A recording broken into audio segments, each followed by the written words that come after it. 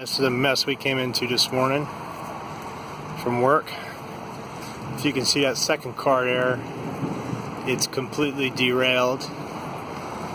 And there's about, I don't know, 5 or 6 cars behind it that are even worse. And these are the guys that bring our rail cars to us. Let me see here. Yeah, you can see that. You can see that rail underneath there.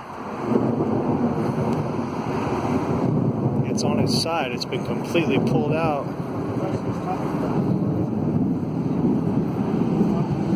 And if you look down here, look how bad them cars are leaning. They're completely off the rails.